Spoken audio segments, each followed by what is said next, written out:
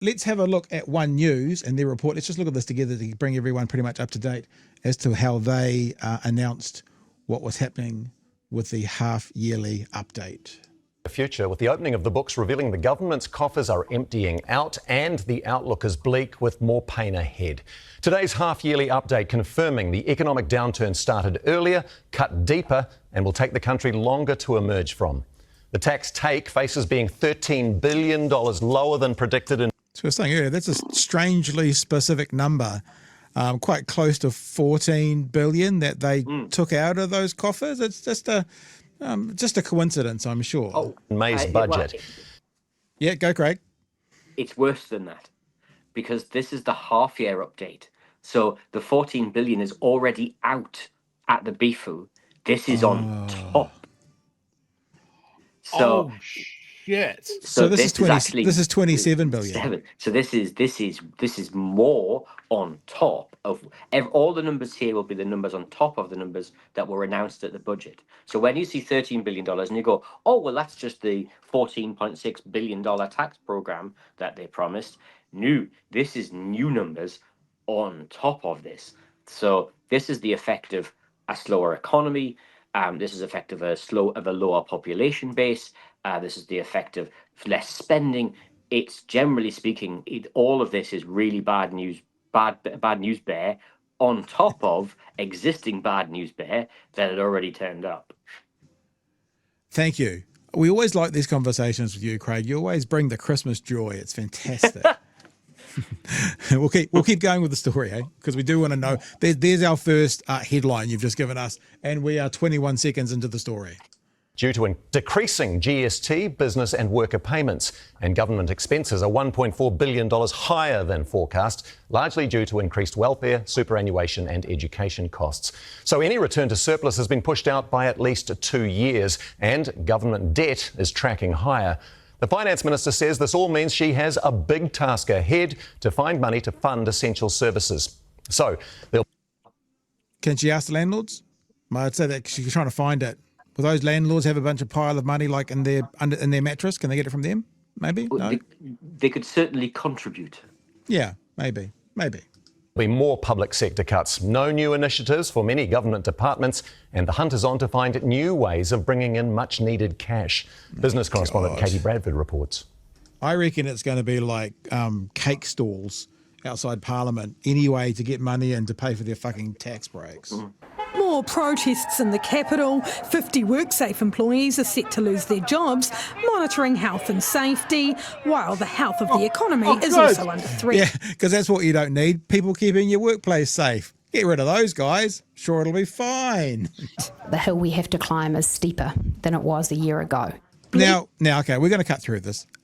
Is it true to say it's steeper based on their decisions? Have they piled on some more dirt to make that climb steeper than it even would be? Is that a pretty obvious statement, Craig? It is, and it's obvious for two reasons. One, if you give away a large amount of money in a tax cut, in various forms of tax cuts, that's money that you do not have. And as a consequence, the books will look worse in exactly the same way as if you gave away a large amount of your salary and then told the bank, I've got a steeper hill to climb in order to pay the mortgage. Two, the effect of not investing, the effect of not spending, withdraws demand from the economy. If you fire somewhere in the order of 10,000 public servants, unsurprisingly, there will be less expenditure in the economy. As a consequence, people will keep their hands in their pockets. They'll be a little bit worried about their jobs. That will lead to less consumption. Lower consumption is exactly the lower GST and PAYE source deductions that the presenter at the start of the show talked about. All right, let's keep going. Gloomy, grim, no sugarcoating it. Treasury's forecasts have deteriorated on almost every single measure. Rising job losses and business failures have hit the tax take. Did that $13 billion number surprise you? Look, the extent of the revisions went beyond what I would have been happy with. Translate, please, Craig. What does that mean? What? So the $13 billion in sort of lost tax over the period of time is quite a significant level of reduction in revenue. She's quite surprised by that because I believe she believes that GDP would have been or should have been stronger than the Treasury was forecasting. And as a consequence, she believes there's actually more money in the kitty than the Treasury is forecasting in those documents. Time will only tell. But why? Sorry, I know you can't read her mind. Why did she believe those things? I mean, she's an English graduate. She must understand the numbers. Simply because I don't believe that she thought that the tax and cut program that the Crown has put on the table in terms of the the decisions that they've made to date would have had quite the negative effect that they have. And as a consequence, they would have believed that if we give people tax cuts, they'll go out and spend that money. They will go out and deliver more growth. That everyone wins there, right? Except we know the winners from that story were very unlikely to spend that growth because they were already high income earners.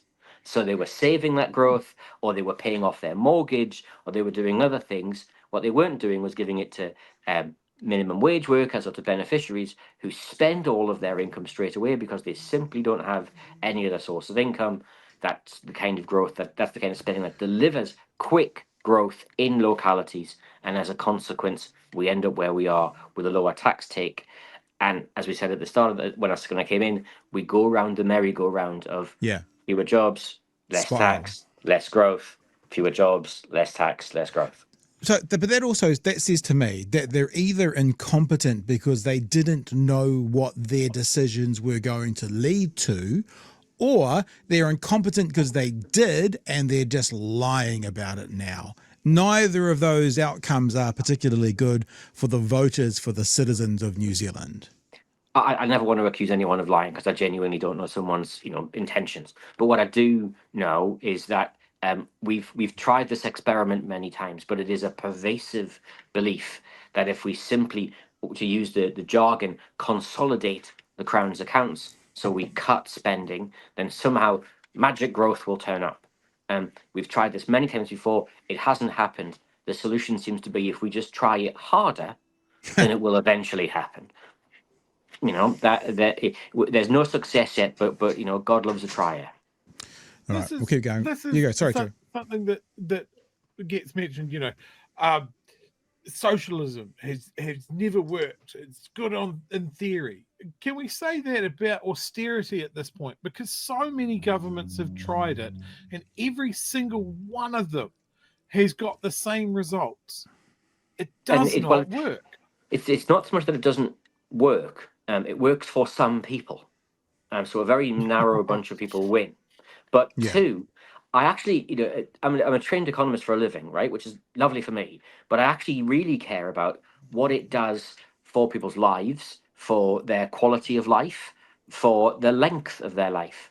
And we have really good studies like the Glasgow study in the UK, which looked at the impacts of the austerity program in the UK and found well over 300,000 deaths attributable to the austerity program in the UK over 10 years. So it's not so much that it doesn't work on the accounts. The accounting numbers in the long run are neither here nor there. They're just movements on a piece of paper. These are people's lives we're dealing with. And what I wouldn't want to see is that sort of thinking become embedded in New Zealand, because child poverty is already bad enough in this country. And we don't want to make it worse and embed that culture in here that actually we can somehow cut our way to freedom when we know we can't. All right, let's keep going on the story. Meanwhile, rising unemployment means increasing welfare payments. I've been looking for a job since November last year. I'm desperate for whatever I can get. I prefer mainly like childhood education stuff, primary schools, and looking at retail jobs. While household budgets remain tight, Nicola Willis will have to keep the government purse closed too. She's sticking to her planned operating allowance of 2.2. I'm interested in Katie's framing there, though. Will have to. She's sort of saying, I mean, we've seen this before on all news medias, when they use the phrasing of the press release, will have to implies by the journalist, this is the truth. Is choosing to is probably a more accurate statement. And I think for those of us in this kind of independent media that don't follow that theme, we have to make sure that we always say, no, it's not will have to, it's is choosing to. Fair, Craig? Absolutely. I mean, Chloe was exactly right beforehand. These are choices, and the government's making these choices at this point in time. It set itself some fiscal rules, and in those fiscal rules, it's saying we have to abide by the rules that we ourselves have created. And so it's a choice rather than being a law of physics or anything else. Yeah, we've been saying that about like budgets for, let's say, New Zealand Health, talking about we have to work within our budgets. And we've been pointing out, but remember, that budget is an arbitrary number set by this government. So what they're saying is we don't have enough money based on what this government said they're going to give us. Okay, so another answer could be give them more money and their budget would be different. Choices. So there's a really simple way of thinking about this, right? Let's say you've got a budget of $1 billion, and you get to $1 billion, and if you spend one more dollar, you will deliver world peace, global happiness, and everything else, right? Would you spend that extra dollar, or would you say, no, hang on a second, I've got a budget of $1 billion and that's it? Of course you would spend the money. These are just arbitrary lines.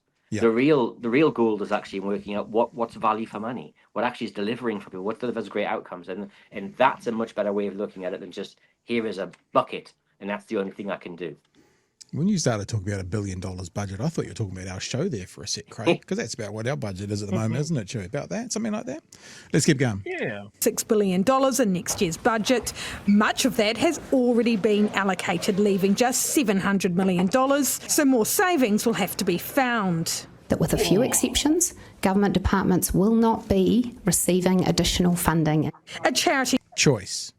Again, choice. Will not be receiving choice. We're saying they won't. tax will be introduced in the budget to bring in more cash. The Finance Minister says lavish spending from the previous Labor government is to blame for the bleak forecasts. Was Labor too trigger-happy with its spending? I think this government, the spending cuts that they have been making have made the economic situation worse for most New Zealanders. This government has been in office now for over a year. So far, all they've proven that they can do is blame everybody else for the consequences of their decisions. This is the austerity playbook. It is to defund public services to failure, to watch them fail, point that out to the public, and then say, hey, we should privatise that. Like so many others who've lost their job this year, it's tough out there for summer. I'm scared what it's going to be like in the future. I have actually thought about it, thinking, it might just be easier going to Australia since everyone else is doing it and it's working for them, but I just can't leave. Adding to the economic gloom, the minimum wage will go up by just 1.5%, the lowest hike in decades.